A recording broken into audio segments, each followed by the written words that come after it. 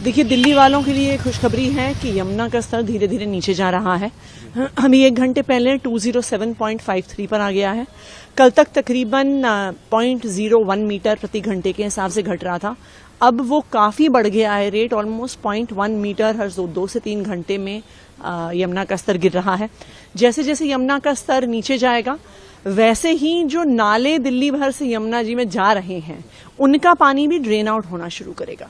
Basically जो अलग अलग कॉलोनीज में फ्लडिंग है, काफी जगह फ्लडिंग इस वजह से नहीं है कि यमुना का पानी वहां पे है, पर जो नालों का पानी यमुना में जाना है, उनका वाटर लेवल ऊपर हो गया है। तो इसलिए एक बार यमुना का स्तर नीचे जाता है तो मुझे उम्मीद है कि अगले 12 घंटे में कुछ तो रिलीफ दिल्ली वालों को मिलना चाहिए। के बीच ये जो आरोप और प्रत्यारोप वाली बात अब शुरू हुई है, जिसमें अब कहा गया कि वहां से 1 लाख क्यूसेक पानी छोड़ने की बात आई, लेकिन हरियाणा सरकार कह रही है कि इतना तो पानी वहां छोड़ा ही नहीं जा सकता है, क्योंकि वो एक रेगुलेटर है, इतना पानी नहीं छोड़ा जा सकता है। तो क्या प्रतिक्रिया है इस पूरे मामले पर? देखिए, ये एक बहुत बड़ा सवाल है। ये बहुत बड़ा सवाल है कि दिल्ली में जब बाढ़ आ रही थी, जब इतनी विकट परिस्थिति थी, तो सारा पानी से दिल्ली के लिए क्यों छोड़ा जा रहा था? आप हथनी कुंड बराज के 3 दिन के सारे वाटर लॉग निकाल के देखिए तो ये नजर आता है कि जो पानी यूपी जाता है, जो पानी हरियाणा जाता है, जिन कनाल्स में जाता है, उनमें एक बूंद पानी भी नहीं छोड़ा गया। सारा पानी दिल्ली की तरफ छोड़ा गया।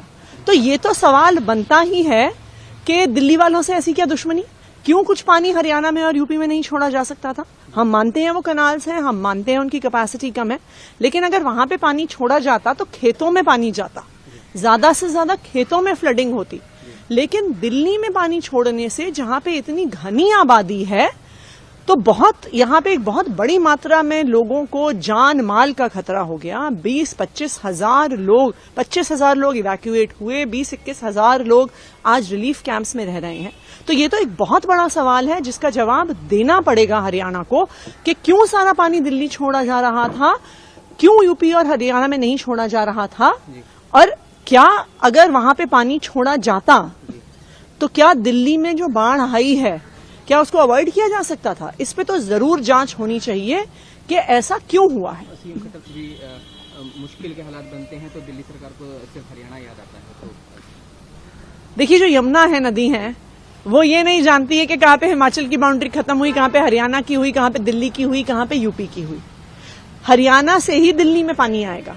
वैसे भी ये तो सबको ही पता है कि जो बाढ़ आई है वो हरियाणा से आने वाले यमुना नदी के पानी की वजह से आई है, क्योंकि दिल्ली में तो 4 दिन से एक बूंद भी पानी नहीं पड़ा है। तो जो पानी आज दिल्ली की सड़कों में, कॉलोनीज में भरा हुआ है, वो सिर्फ और सिर्फ हरियाणा से आया हुआ पानी है। और अगर ऐसा हुआ है कि दिल्ली को सारा पानी छोड़ा गया, हरियाणा में नहीं छोड़ा गया, यूपी में नहीं छोड़ा गया, तो ये तो बहुत गंभीर मुद्दा है। इसका मतलब है कि जो दिल्ली में बाढ़ आई है, उस बाढ़ को रोका जा सकता था। मैम, एनडीआरएफ की तैनाती उस जगह पर जहां पर एक रेगुलेटर क्षतिग्रस्त हो गया था आईटीओ के पास, वहां पर थोड़ी देरी से हुई, तो इस पर एलजी कह रहे हैं कि ये आरोप प्रत्यारोप का दौर नहीं है, इसमें सबको मिलकर काम करना है। देखिए, हम तो सहमत है, मिलकर काम करना चाहिए। हम तो बिल्कुल भी चाहे एनडीआरएफ हो, चाहे आर्मी हो, सबके साथ हम लोग काम करने को तैयार भी नहीं है। सीएम साहब ने खुद कल शाम को जब आईटीओ के गेट्स खुले, आर्मी के इंजीनियर्स की वजह से खुले, उनका धन्यवाद किया।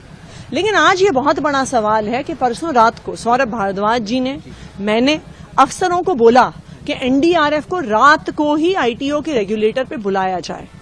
हमें ये जवाब मिला कि एनडीआरएफ की जरूरत नहीं है। उसके बाद हमने बोला कि आर्मी को कांटेक्ट किया जाए, आर्मी में एक इंजीनियरिंग विंग होगा, लेकिन फिर भी कुछ नहीं हुआ। रात भर निकल गई, फिर कल सुबह एलजी साहब के कहने पे एनडीआरएफ और आर्मी बुलाई गई। अगर 12 घंटे पहले एनडीआरएफ बुला ली होती, 12 घंटे पहले आर्मी के इंजीनियर्स को बुला लिया होता, तो आईटीओ में पानी नहीं भरता, तो सुप्रीम कोर्ट तक पानी नहीं पहुंचता। सुप्रीम कोर्ट क्या आम आदमी पार्टी का है? सुप्रीम कोर्ट क्या अरविंद केजरीवाल का है? सुप्रीम कोर्ट तो एक इंस्टीट्यूशन ऑफ नेशनल इंपॉर्टेंस है। तो ऐसा भेदभाव क्यों?